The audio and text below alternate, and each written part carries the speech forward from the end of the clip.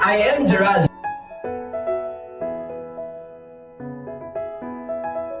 I am Gian.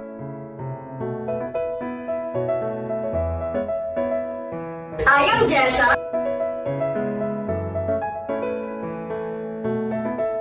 And I am Mary.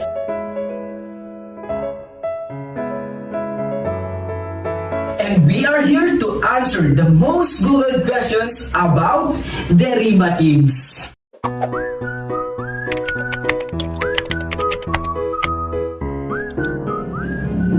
First is derivatives definition. So unlike other financial instruments like stocks and bonds that has value on their own, derivatives on the other hand are dependent and have no value as it is. Derivatives are simply a financial instrument that derives its value on underlying assets, previously issued securities, group of assets, or benchmark.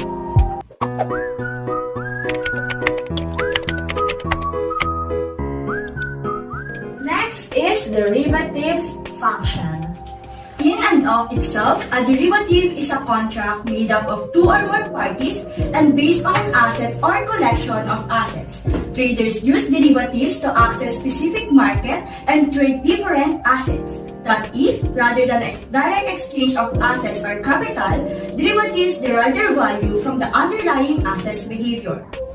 In finance, derivative contracts are financial products that investors can use to protect their money from market fluctuations. They do this by locking people who are good with money that ahead of time on these changes, locking in prices for their future benefit. This financial instrument also depend on the slope of a line, which is the change in the price of a good.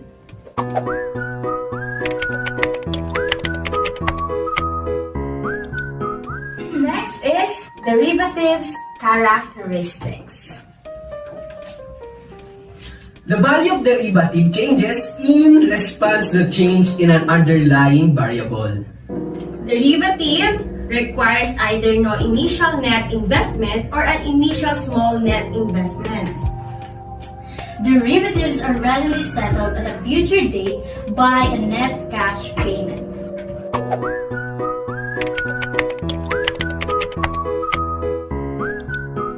Next is derivatives purpose.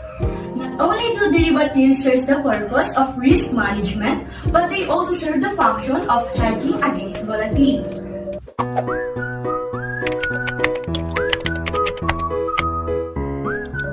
Next is derivative types.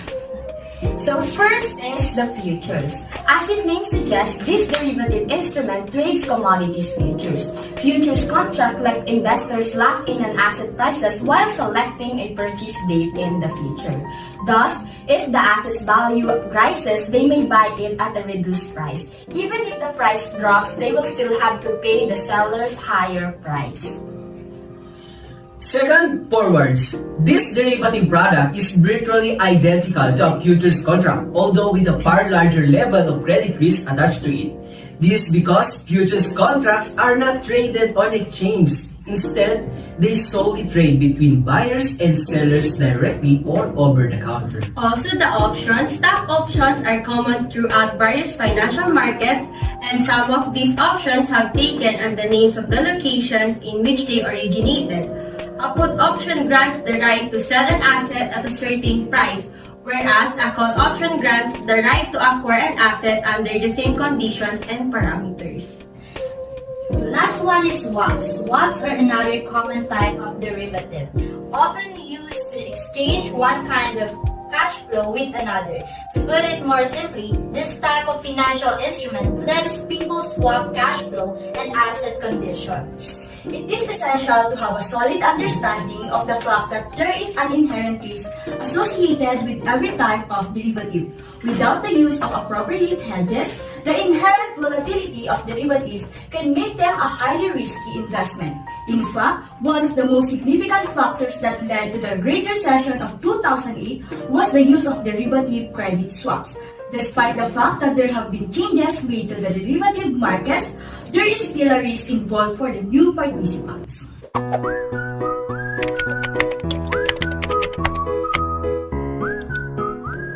is derivative importance. In a general sense, derivatives are believed to boost the efficiency of the financial markets. By utilizing derivative contracts, it is possible to recreate the return of assets. Because of this, the prices of the underlying asset and the associated derivative tend to be the same so that there will be no arbitrage opportunities.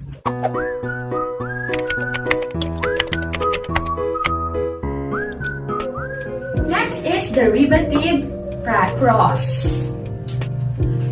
Greater trading potential. If you simply deal in traditional assets, you will miss out on more sophisticated types of investment such as derivatives trading. If you become willing to engage in this form of trading, you will have better access to capital markets and clearing houses that specialize in it. Insurance against price movements. The ability to lock in a set rate for commodity pricing is perhaps the most tangible benefit of derivatives.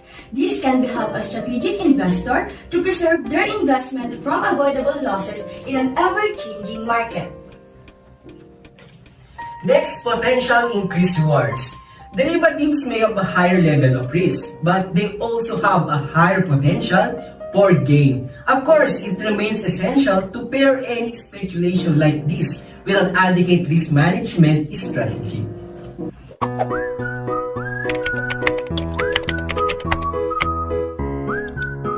Next is derivative cons.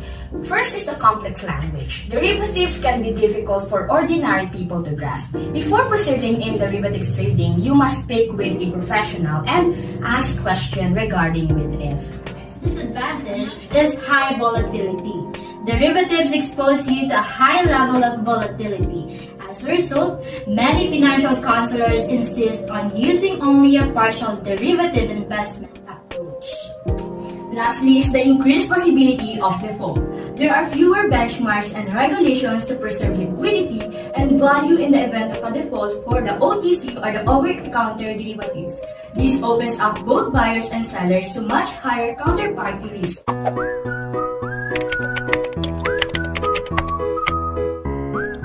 Next is derivatives market players. Hedgers and speculators or traders are two of the most significant market participants in the derivatives industry. Hedgers are the owners of the underlying asset who wish to transfer the risk of future price fluctuations. Speculators, on the other hand, are people who consume risk and take positions in derivative contracts based on their predictions of how the prices of the underlying asset will move in the future. Speculators take positions in derivatives whether or not they process the assets that underpin such holdings.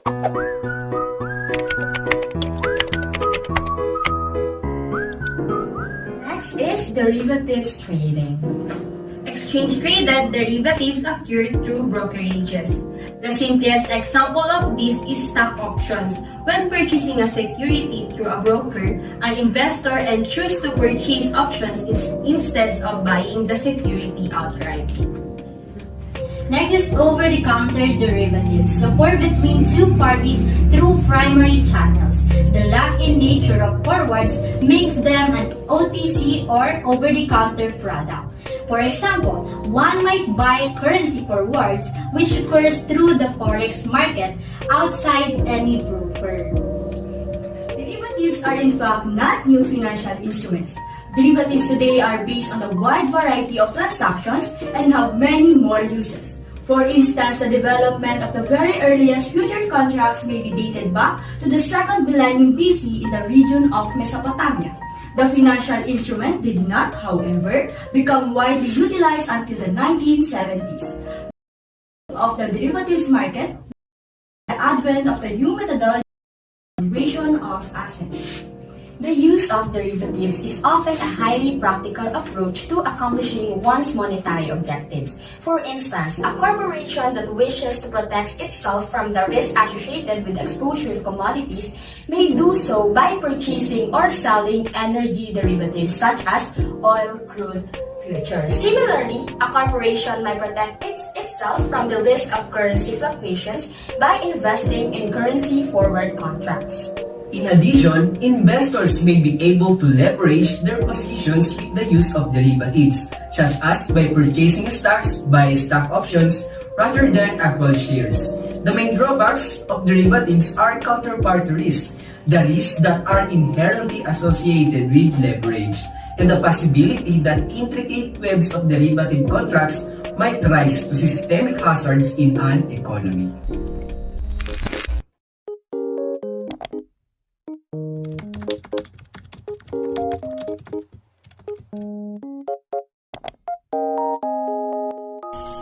Derivatives help the community in economic aspect. By using derivatives, financial risk can be mitigated and reduced. These benefits are not only limited to investors, financial institutions, and financial market players, but also extend to every individuals. When market players use derivatives to reduce commodities prices, consumers' purchasing power is directly influenced. When banks and other institutions uses derivatives to reduce interest rate risk, savers and borrowers are also affected. The benefits gained by major economic players are also benefits gained by individuals related to that sector. The concept and nature of derivatives differ significantly from those of other financial instruments such as stocks and bonds. This made us realize that if you are the type of investor who is willing to take risks in order to gain a returns advantage, then go consider investing in derivatives.